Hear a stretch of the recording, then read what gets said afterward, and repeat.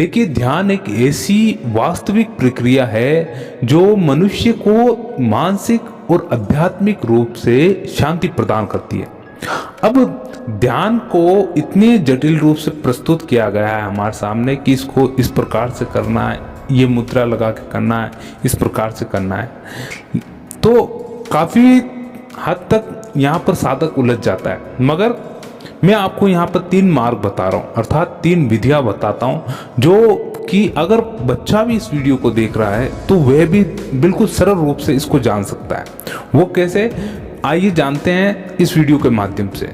सर्वप्रथम इस विधि को जानें, अर्थात वे लोग जो प्रभु का दर्शन तस्वीर के माध्यम से करना पसंद करते हैं। अर्थात आपने देखा कि मंदिरों में जाते हैं, आप मूर्ति पूजा करते हैं, वहाँ आरती करते हैं, दीपक अगरबत्ती वगैरह करके और प्रभु को प्रसन्न करने की कोशिश करते हैं, क्योंकि आप उनको नेत्रों से देख रहे हैं और तस्वीर के सामने वे। ऐसे जो भक्त हैं जो सगुण रूप से उनको ध्याते हैं, उन भक्तों के लिए कि आपके घर में अगर आपके इष्ट जो भी आपके भीतर आपने इष्ट बना रखा है, राम कृष्ण हरि हनुमान, जो भी आपके भीतर दृढ़ श्रद्धा लिए हुए आपके हृदय में समाया हुआ है, उसका चित्र लें और चित्र को एक ऐसे स्थल पर रखें जहाँ पर आप रोज मेडिटेशन करते हैं।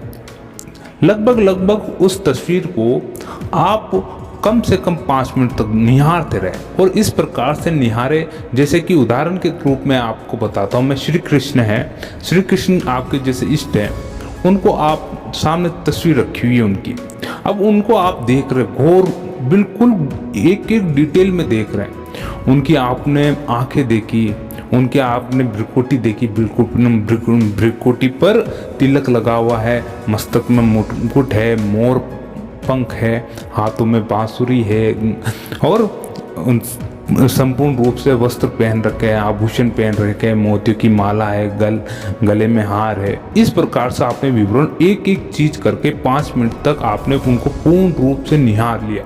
यानी एक ऐसी तस्वीर आपके दिमाग में बैठ गई कि वे पूर्ण रूप से आपने अपनी आंखों से एक तस्वीर क्रिएट कर ली। इस प्रकार से आप उनकी तस्वीर देख के 5 मिनट तक लगातार आप अपनी आंखें बंद करेंगे तो वो का वो स्वरूप आपके भीतर जागृत अवस्था में रहेगा। वो ये ध्यान लगाने की सबसे अच्छी विधि है। जिस तरह आपने उस प्रभु को देखा उसी तरह आपके नेत्र बंद करने के पश्चात वे स्वरूप आपके आंखों के सामने दिख रहा है, आपको बिल्कुल स्पष्ट रूप से। आपको ध्यान भी है कि उन्होंने कानों में कुंडल पहन रखे, आंखों में क्या है, मस्तक पे क्या लगा रखा है, हर चीज डिटेल। ये ध्यान की सबसे उत्तम विधि बताई गई है। अगर प्रभु को स्वरूप में आपको पाना है तो ये विधि सबसे उत्तम है। अब दूसरी विधि जो सबसे अच्छी है वो होती है क्या, कि काफ़ी लोग जिनके पास नेत्र नहीं है वो क्या करें, अंधे हैं, वो तस्वीर के द्वारा नहीं जप सकते। उनके लिए क्या होता है, उनके लिए या फिर गुरु मंत्र का जाप होता है, या फिर मंत्र जाप, नाम जाप, या फिर कोई पवित्र शब्द हो वो दिया हुआ होता, उसको पकड़कर अगर कोई ध्यान करता है, जैसे कि नाम का बारंबार उच्चारण अपने भीतर, मानसिक जाप, वाचिक जाप और उपांशु जाप, ये 3 जप होते हैं, इनके द्वारा जपना। सर्वप्रथम आता है वाचिक जाप, फिर उसके उपरांत होता है उपांशु, फिर बाद में आता है आपके मानसिक जाप, जो प्राण जाप के लिए सबसे उत्तम जाप की विधि बताया गया है।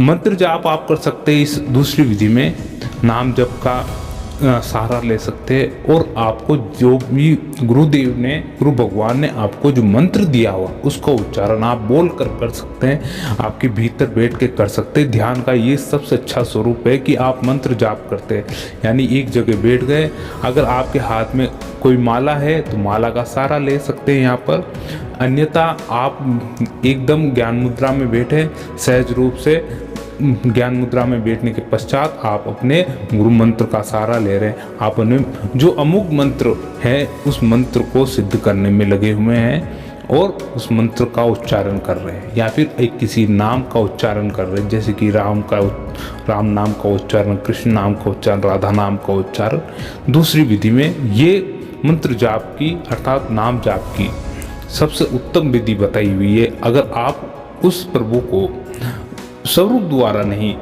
अर्थात उनको मंत्र उनके नाम के द्वारा सुमरन करके उनको पुकारते हो तो ये भी सबसे उत्तम विधि में आया गया है। और वर्तमान समय में अर्थात कलयुग में ये सर्वश्रेष्ठ नाम जाप ही बताया गया है। ये चीज ध्यान रखें, सर्वश्रेष्ठ। अगर आप से कुछ भी नहीं हो रहा है, कुछ भी नहीं कर सकते, आप में किसी भी प्रकार का सामर्थ्य नहीं है, ना दान कर सकते ना पुण्य कर सकते, किसी भी प्रकार से आप कुछ नहीं कर सकते। अगर प्रभु का दृढ़ श्रद्धा से अटूट विश्वास रखते हुए उस प्रभु का नाम भी ले लिया जाए, उस उनके मंत्र अर्थात उनके नाम शब्द को पुकार भी लिया जाए तो आपका बैठे बिठाए काम हो सकता है। यहाँ पर यह दूसरी विधि का महत्व है।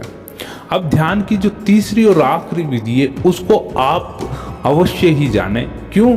क्योंकि ये उनके लिए है जो बिल्कुल ही नास्तिक प्रवृत्ति के लोग हैं।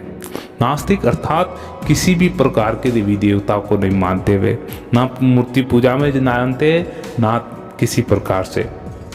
ऐसे लोगों के लिए सिर्फ और सिर्फ ध्यान में एक चीज का सहारा लिया जाता है, वो है दिव्य प्रकाश अर्थात दिव्य रोशनी का सहारा लिया जाता है।